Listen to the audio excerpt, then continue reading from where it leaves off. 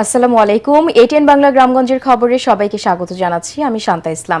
শুরুতেই BRB cables সংবাদ শিরোনাম। মোহাম্মদ শাহাবুদ্দিনের পদত্যাগের পর অস্থায়ী রাষ্ট্রপতির দায়িত্ব নিলেন জাতীয় সংসদের স্পিকার হাফিজউদ্দিন আহমদ। পরবর্তী রাষ্ট্রপতি নির্বাচনে 90 দিনের বিধান রয়েছে। যুক্তরাষ্ট্র নতুন করে 10% শুল্ক আরোপ করায় বাংলাদেশের পরিস্থিতির কোনো পরিবর্তন ঘটবে না বললেন বাণিজ্যমন্ত্রী খন্দকার আব্দুল মুক্তাদির। এবং কুষ্টিয়া ও চাঁপাইনবাবগঞ্জ সীমান্তে অবৈধভাবে 15 জনকে বিএসএফ এর পুশিংয়ের চেষ্টা, বিজিবির প্রতিরোধ। শুনছিলেন বিআরবি কেবলস সংবাদ শিরোনাম। এবার জানিয়ে দেব বিস্তারিত সংবাদ। অস্থায়ী রাষ্ট্রপতির দায়িত্ব নিলেন জাতীয় সংসদের স্পিকার হাফিজউদ্দিন আহমেদ বীর বিক্রম। কিছুক্ষণ আগে সংসদ ভবনে এক সংবাদ সম্মেলনে একথা জানান তিনি। বলেন, অসুস্থতার কারণ দেখিয়ে বিকেল 4টার দিকে জাতীয় সংসদ সচিবালয়ে পদত্যাগপত্র পাঠান মোহাম্মদ শাহাবুদ্দিন। এরপর আইন অনুযায়ী তা গ্রহণ করেন স্পিকার। 2023 সালের 24 এপ্রিল দেশের 22তম রাষ্ট্রপতি হিসেবে শপথ নেন মোহাম্মদ শাহাবুদ্দিন। 2024 সালের গণ অভ্যুত্থানের রাজনৈতিক পট পরিবর্তনের পর থেকেই তার পদত্যাগের দাবি ওঠে। আগামী 90 দিনের মধ্যে নতুন রাষ্ট্রপতি নির্বাচনের বিধান রয়েছে। ফলে নতুন রাষ্ট্রপতি নির্বাচন ও দায়িত্ব গ্রহণ না করা পর্যন্ত ভারপ্রাপ্ত রাষ্ট্রপতির দায়িত্ব পালন করবেন স্পিকার হাফিজউদ্দিন আহমদ। আমার নিকট পদত্যাগপত্র দাখিল করেছেন। ফলশ্রুতিতে সংবিধানের 54 অনুচ্ছেদ অনুযায়ী আমি রাষ্ট্রপতির দায়িত্ব গ্রহণ করেছি। পদত্যাগপত্রটি আমি গ্রহণ করেছি এবং জাতীয় সংসদ সচিবালয়ের রেকর্ডে সংরক্ষণ এবং প্রয়োজনীয় প্রশাসনিক কার্যক্রম গ্রহণের জন্য নির্দেশ প্রদান করা হলো। দর্শক, পদত্যাগকারী রাষ্ট্রপতি মোহাম্মদ শাহাবুদ্দিনের সাথে টেলিফোনে কথা বলেছেন আমাদের বিশেষ প্রতিনিধি মাহবুব কবির চপল, যেখানে তিনি জানিয়েছেন সরে দাঁড়ালেও আপাতত দেশেই থাকবেন সদ্য বিদায়ী রাষ্ট্রপতি। কারণটা স্যার অনেকে জানতে চাচ্ছেন, মূল দাগে যদি স্যার। কারণ কিছু না, I am very much sick, that is the cause. Chapal, ji sir, I have already reacted in এই ব্যাপারে। আমি তো বলে দিছি আমাদের দেশে মিডিয়া, আমি কি বলবো আর কি, কত কিছু যে বানায় তা আমি কল্পনাও করতে পারি না। লন্ডনে আমি চিকিৎসা নিচ্ছি, আমি বিছনায়, আমি হাসপাতালে ভর্তি, আমার স্টেন্টিং হচ্ছে, কত কিছু হচ্ছে, এর মধ্যে বলে দিল যে আমি লন্ডন থেকে কথা বললাম। আর এখন কথা বলতে চাইলে কি সারা পৃথিবীতে হাতের মুঠায়, যে কোনো জায়গা থেকে কথা বলা যায়, বাংলাদেশ থেকে 1000 কথা বলা যায়। আমার লন্ডন যেতে হবে কথা বলার জন্য? চপল, এটা কিরকম ক্রিয়েটেড, কিরকম মানে উর্বর মস্তিষ্কের এটা মানে ক্রিয়েট করা, সৃজন করা, টোটালি ফলস, বেসলেস, কনকক্টেড। সিঙ্গাপুর গিয়ে লন্ডন আবার চিকিৎসার জন্য যাবেন। এখন তো এইসব কেন প্ল্যান করব আমি? আমাকে তো রেস্ট নিতে হবে কিছুদিন, তারপরে আমার তো অবস্থা ভালো না। আমি তো যত তাড়াতাড়ি যাওয়ার আর কি। দর্শক, এই মুহূর্তে বঙ্গভবনে আছেন সহকর্মী তৌহিদুর রহমান তুহি। সরাসরি যুক্ত হচ্ছি তার সাথে। তুহি, রাষ্ট্রপতির পদত্যাগ নিয়ে সবশেষ কি তথ্য আছে আপনার কাছে, আমাদেরকে জানান। জি শান্তা, ধন্যবাদ আপনাকে। আমরা যে খবরটি জানাচ্ছিলাম, রাষ্ট্রপতি মোহাম্মদ শাহাবুদ্দিন ইতিমধ্যে পদত্যাগ করেছেন এবং জাতীয় সংসদের স্পিকার হাফিজউদ্দিন আহমদের কাছে তার পদত্যাগপত্রটি পাঠানো হয়েছে এবং কিন্তু পদত্যাগপত্রটি গৃহীত হয়েছে। এই পদত্যাগপত্রটি গৃহীত হওয়ার মাধ্যমে 22তম রাষ্ট্রপতি শাহাবুদ্দিনের কিন্তু পদের মেয়াদটি শেষ হয়ে গেল। যদিও তিনি 2023 সালে শপথ নিয়েছিলেন এবং তার নিয়মিত যে মেয়াদটি সেটি 2028 সাল পর্যন্ত থাকার কথা ছিল, কিন্তু শারীরিক অসুস্থতার কথা জানিয়ে তিনি পদত্যাগ করেছেন। তিনি তার পদত্যাগপত্রে লিখেছেন, গুরুতর অসুস্থ, উচ্চ রক্তচাপ, হৃদরোগ, কিডনি রোগ সহ বিভিন্ন ধরনের রোগে কিন্তু আক্রান্ত। এই অবস্থায়, মানসিক এবং শারীরিক অবস্থায় রাষ্ট্রপতি পদের দায়িত্ব, গুরু দায়িত্ব পালন করা তার পক্ষে সম্ভব হচ্ছিল না।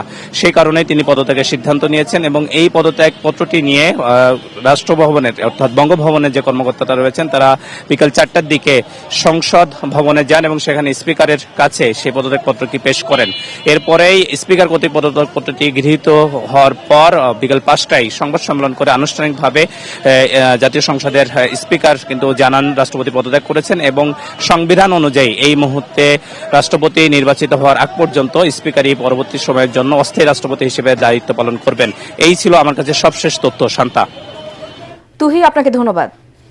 যুক্তরাষ্ট্র নতুন করে 10% শুল্ক আরোপ করায় পরিস্থিতির কোনো পরিবর্তন ঘটবে না বলে মন্তব্য করেছেন বাণিজ্যমন্ত্রী খন্দকার আব্দুল মুক্তাদির।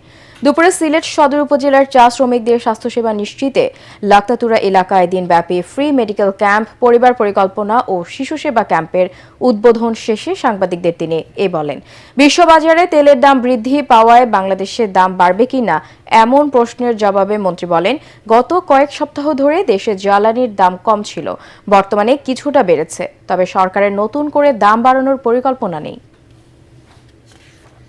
এর আগে যেটা শুল্ক ধার্য করেছিল মার্কিন যুক্তরাষ্ট্র, সেটির তাদের আইন অনুসারে এটি 150 দিনের মাথায় উত্তীর্ণ হয়ে যায়। তো সেই 150 দিনের মাথায় এটি যখন থাকবে না, এক্সপায়ার করবে, তখন নতুন ঘোষিত একই মাত্রার শুল্ক সেটির স্থান নেবে। সো এটা একটা অ্যাকচুয়ালি রিপ্লেসমেন্ট। কুষ্টিয়া ও চাঁপাইনবাবগঞ্জ সীমান্তে অবৈধভাবে 15 জনকে বিএসএফ এর পুশিনের চেষ্টা প্রতিহত করেছে বর্ডার গার্ড বাংলাদেশ বিজিবি। এর মধ্যে কুষ্টিয়ার দৌলতপুর সীমান্তে ভারতীয় সীমান্তরক্ষী বাহিনী বিএসএফ 8 জনকে পুশিনের চেষ্টা করে। বিজিবি জানায়, ভোরে দৌলতপুর উপজেলার জয়পুর এলাকা দিয়ে বিএসএফ সদস্যরা নারী পুরুষ সহ মোট 8 জনকে নদীপথে বাংলাদেশে পাঠানোর চেষ্টা করে। বিষয়টি টের পেয়ে বিজিবির টহল দল ওই ব্যক্তিদের বাংলাদেশে প্রবেশে বাধা দেয়। পরবর্তীতে বিজিবির কঠোর অবস্থানের মুখে তারা নদীপথেই পুনরায় ভারতের অভ্যন্তরে ফিরে যেতে বাধ্য হয়। এদিকে চাঁপাইনবাবগঞ্জের গোমস্তাপুর উপজেলার চারালডাঙ্গা সীমান্ত দিয়ে 7 জনকে বিএসএফ এর পুশিনের চেষ্টা ঠেকিয়ে দিয়েছে বিজিবি। বর্তমানে তারা সীমান্তের শূন্য লাইনে ভারতীয় অংশে অবস্থান করছে।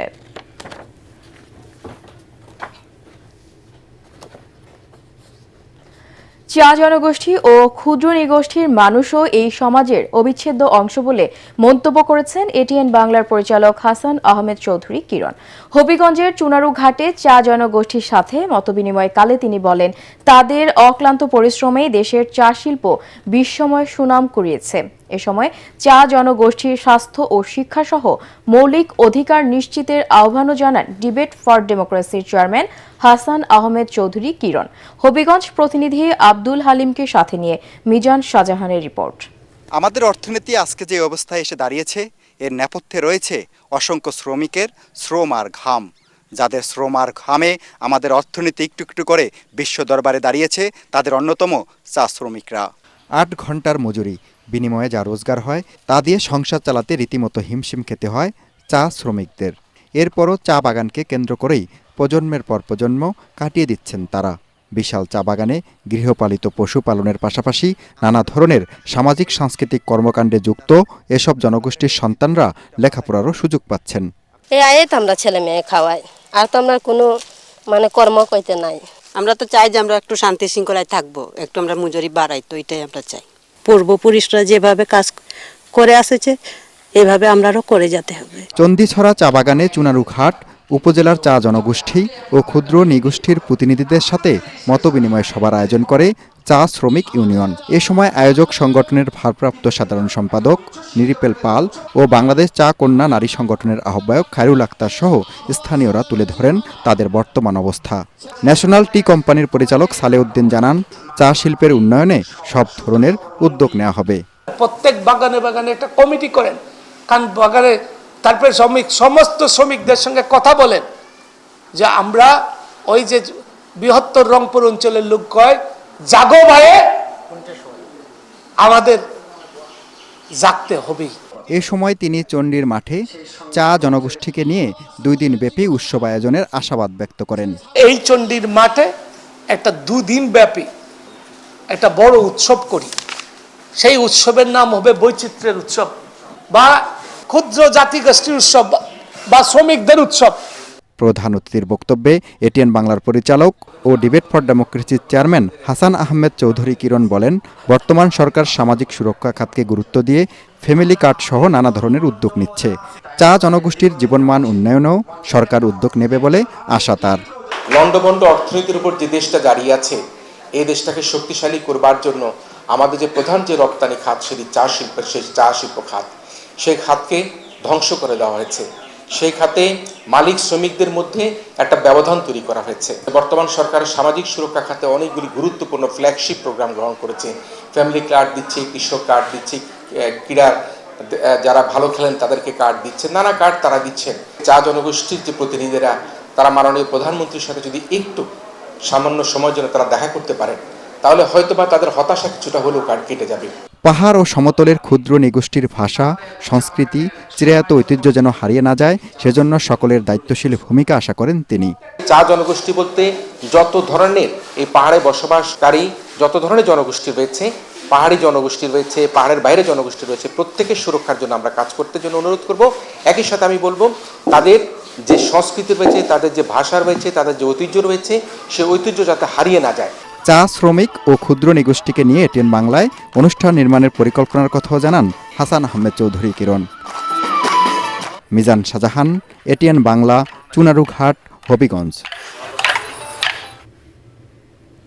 দর্শক, পরবর্তী সংবাদ দেখার আমন্ত্রণ জানিয়ে এখনকার মতো শেষ করছি। এটিএন বাংলার সংবাদ ইউটিউবে দেখতে ব্রাউজ করুন youtube.com/ATN Bangla News। ধন্যবাদ।